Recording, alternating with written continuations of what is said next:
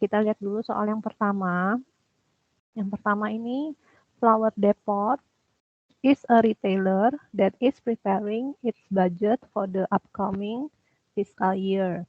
Management has prepared the following summary of its budgeted cash flow. Jadi ini kita lagi mau bikin cash flow budget ya.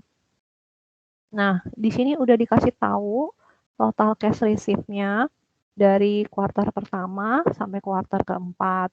Terus udah dikasih tahu juga total cash disbursement, pengeluaran kasnya dari kuartal pertama sampai kuartal 4. Nah, the company beginning cash balance for the upcoming fiscal year will be 20.000. Ini berarti beginning cash balance saldo awal dari kasnya ya. The company requires a minimum cash balance of 10.000. Ini minimum saldo yang harus disediakan oleh perusahaan. Jadi nggak boleh lebih kecil dari $10.000. And may borrow any amount needed from a local bank at quarterly interest rate of 3%. Di sini diperhatikan ya, ini quarterly interest rate of 3%. Berarti 3% itu untuk masa quarter ya, atau 3 bulan. Kalau misalnya annually, berarti itu untuk 12 bulan. Jadi nanti saat baca soal rate untuk bunga, diperhatiin. Dia rate-nya itu per apa? Annual, PA per annual, atau ada per bulan, atau kayak gini per 3 bulan quarterly. The company may borrow any amount at the beginning of any quarter and may repay its loan. Jadi perusahaan itu kalau misalnya dia mau pinjam, dia akan pinjam di awal dari quarter. Jadi misalnya kalau dia mau pinjam di quarter pertama, itu dia akan pinjam di tanggal 1 bulan 1. Ya. Terus and may repay its loans or any part of its loan at the end of any quarter. Jadi ini asumsinya kalau dia pinjam, dia akan pinjam di awal quarter. Kalau dia bayar, dia akan bayar di akhir quarter. Nah ini untuk apa sih informasi ini? Untuk kita menghitung bunga. Jadi kalau misalnya di first quarter dia pinjam, kemudian bayarnya di third quarter, berarti pinjamnya di awal quarter pertama, bayarnya di akhir quarter ketiga. Nah, kalau begitu berapa bulan? Di yang kuartal pertama 3 bulan, kuartal kedua 3 bulan, kuartal ketiganya juga 3 bulan karena dianggap dia bayarnya di akhir kuartal. Oke, interest payment are due on any principal at time it is repaid. Jadi ininya kita menghitung interestnya itu saat pokoknya dibayar. Jadi kita tidak menghitung interest rate-nya itu per bulan, ya. Jadi itu semua tergantung soal. Kalau soalnya mintanya dihitung per bulan, berarti hitung per bulan. Tapi umumnya itu biasanya pada saat dibayar, saat itu kita iniin bunganya, hitung bunganya itu untuk alasan kesederhanaan. Tapi kalau realnya ada yang pinjam sama bank ya tiap bulan mesti bayar bunga, nggak sampai nunggu lunas gitu ya. Nah, for simplicity, assume that interest is not compounded. Jadi tidak bunga berbunga, jadi bukan bunga majemuk ya. Jadi langsung dihitung aja, nggak pakai pangkat N gitu. Namanya cash budget, berarti kan kita menghitung arus uang ya, uang. Jadi kita perlu beginning balance, terus saldo awal, terus kita butuh cash collection, kita butuh cash disbursement, pengeluaran. Nah, umumnya sih begini doang kan, saldo awalnya berapa, terus kita bakal dapat uang masuknya berapa, kemudian kita bakal bayar pengeluaran itu berapa. Nah, dari sini, dari beginning balance, ditambahin apa yang akan kita terima dan apa yang akan kita bayar, di situ akan ada yang namanya excess atau defisiensi. Jadi, kalau positif, berarti beginning balance-nya ditambah dengan yang diterima, dikurangin yang pengeluarannya itu berarti masih cukup, berarti excess. Tapi kalau misalnya negatif, berarti cash disbursement-nya ini lebih besar daripada beginning balance ditambah sama cash collection-nya, berarti dia defisiensi. Nah, kan nggak mungkin perusahaan itu minus kan uang kasnya, nanti kan otomatis nggak bisa bayar gitu loh. Nggak bisa minus juga udah, maksudnya pada saat cashnya itu udah nol, dia harus bayar, dia udah nggak ada uang kan. Makanya nanti kalau misalnya dia minus, artinya dia harus pinjam sama bank gitu. Nah, selain itu, nggak mungkin juga perusahaan itu nggak punya minimum cash balance yang harus tersedia di tangan. Jadi harus ada supaya kalau misalnya tiba-tiba ada pengeluaran apa, itu bisa dibayar gitu ya. Jadi di sini untuk menghitung kebutuhan dari pendanaannya itu harus dari defisiensinya ini sama cash balance-nya ini ditambahin juga. Nah, cash collection dapatnya dari mana? Dapatnya dari sales budget. Karena dari sales itu kan kita menjual dan di situ akan ada penerimaan uang. Nah, skemanya seperti apa? Apakah lunas di bulan itu atau ada yang lunasnya di bulan depan atau ada yang lunasnya 2 bulan kemudian. Nanti itu diperhatikan untuk schedule dari cash collection-nya. Asalnya dari sales budget, kita mesti tahu dulu penjualan kita berapa. Nah, dari penjualan itu scheduling-nya itu berapa untuk AR-nya. Terus untuk cash disbursement, pengeluaran kas, itu kan semua yang kita keluarkan, semua beban-beban atau apapun itu yang kita keluarkan. Nah, itu bisa terdiri dari COGS. Nah, COGS ini ada DM budget, ada DL budget, ada MOH, ya kan? Terus udah gitu kan di situ ada ending inventory budget untuk menghitung berapa nih COGS-nya, perlu ending inventory budget. Jadi kalau misalnya nanti di soal itu udah dikasih perhitungan untuk COGS-nya, berarti kita nggak perlu ngitung ini lagi nih, DM budget, DL budget, MOH budget, ini nggak usah lagi, gitu kan.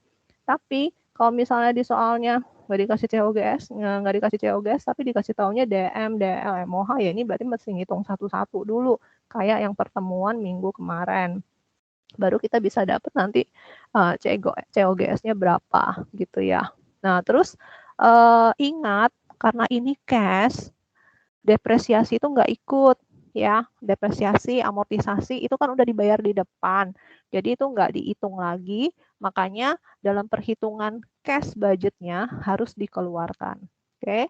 Nah, terus di selling administration expense juga kan bisa jadi ada depreciation juga. Nah, itu juga harus dikeluarkan ya. Nah, kemudian saya mau beli ini nih fixed asset, mau beli equipment, mau beli mesin, mau beli mobil, mau beli apa. Nah, itu kan berarti keluarnya itu adalah saat belinya kan, harga perolehannya itu berapa. Jadi itu juga masuk di dalam cash disbursement, di dalam pengeluaran kas. Kemudian dividen. Dividen juga sama, karena kan dividen itu kalau dibagikan harus dibayar pakai uang. Jadi dia masuk di dalam cash. Nah, tadi kalau ini excess sama defisiensi, kalau defisiensi berarti kita mesti pinjam loan. Terus kalau misalnya ada excess, kalau misalnya kita punya loan ya berarti kita bisa bayar gitu ya.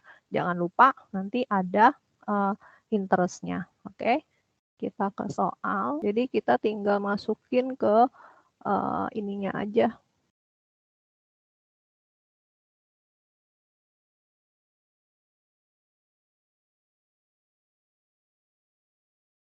Kita tinggal nanti masukin di sini, di tabelnya ya. Nah, kan kita untuk menghitung cash budget itu kita perlu beginning cash balance. Tadi di sini beginning cash balance-nya adalah 20.000.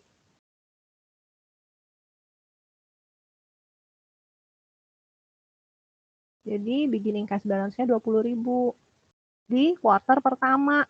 Nah, untuk kuartal kedua, ketiga, dan keempat ya nanti dihitung dulu akhir dari kuartal 1 berapa, itu akan jadi awal dari kuartal 2.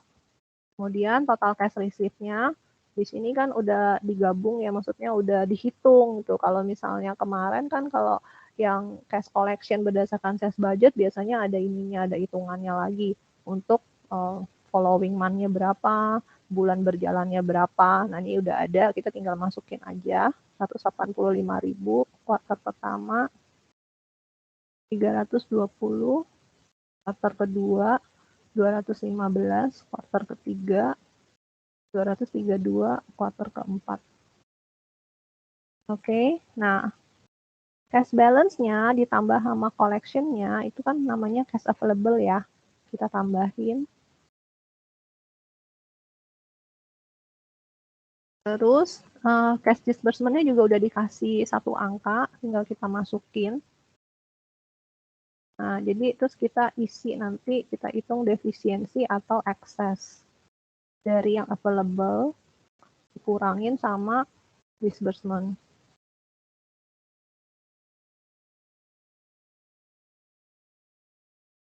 Ini kita kasih minus. Oke.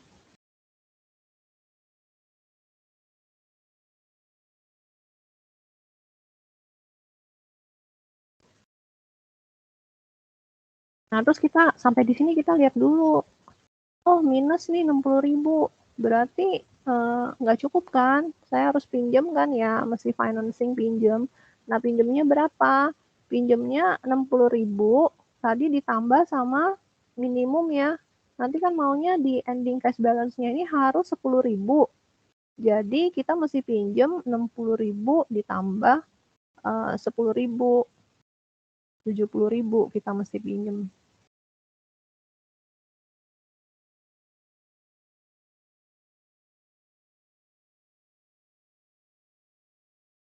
Nah, terus endingnya kita tinggal hitung dari excess ini ditambah sama yang total financing ini. Nah, kita dapatkan di sini ending cash balance-nya itu 10.000.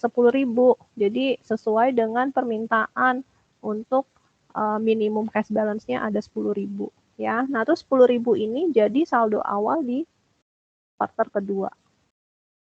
Oke. Kita hitung, kita tinggal rumusin. Nah, untuk kuartal kedua, kita lihat, oh 110.000 nih, ya kan? Berarti bisa bayar dong pinjamannya yang 70.000. Karena kan kalau 110 dikurang 70 itu masih ada 40.000. 40.000 kan masih lebih besar daripada minimum cash balance-nya yang 10.000. Berarti kita bisa bayar full. Kita bayar full di sini 70.000. Tapi kalau misalnya nggak bisa bayar full, jangan dibayar full karena ada ini kan, ada apa namanya, minimum cash balance-nya. Nah, waktu bayar, jangan lupa kita mesti hitung bunganya ya. Nah, bunganya itu berarti berapa bulan di sini. Nah, kan tadi kan dibilang kalau pinjam itu di awal, kalau bayar di akhir. Berarti di sini pinjamnya itu di tanggal 1 bulan 1, terus ininya bayarnya di akhir ya. Bayarnya di akhir itu berarti di sini 6 bulan. Nah, tadi kan per kuarternya itu 3%. Berarti di sini kali per kuarternya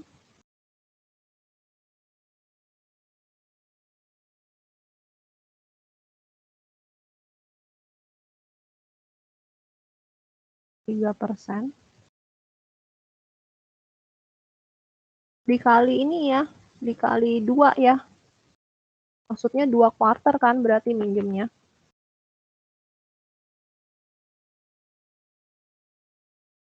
Oke.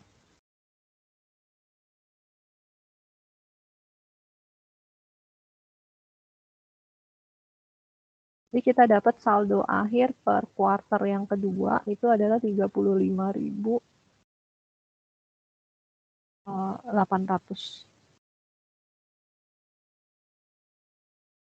Nah, ini angkanya excess ya, 25.800 dan itu sudah melebihi dari minimum cash balance. Berarti kita nggak perlu pinjam. Kuarter keempatnya ini juga sama.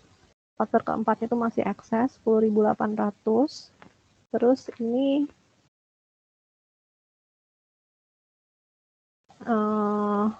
saldonya masih 10.800, masih di atas 10.000 minimum cash balance. Nah, ini kalau year-nya beginning cash balance nggak boleh dijumlahin, harus ambil dari yang first quarter ya. Terus total cash receipt-nya dijumlahin semua, total cash available-nya itu ditambahin beginning sama total cash receipt. Nanti saldo di sini harus 10.800 ya. Kalau saldonya nggak 10.800 berarti salah nih year ya. Terus less cash disbursement-nya totalnya selama 4 bulan. Excess-nya berarti cash available dikurangin sama cash disbursement, borrowing-nya ditambahin secara keseluruhan. Jadi nanti diperhatikan yang ini, yang angkanya nggak ditambahin keseluruhan itu adalah beginning cash balance-nya. Ya, nah terus ini kita hitung excess ditambah total financing. Nih angkanya sama, harus sama ya. Kalau nggak sama berarti year-nya ada yang salah.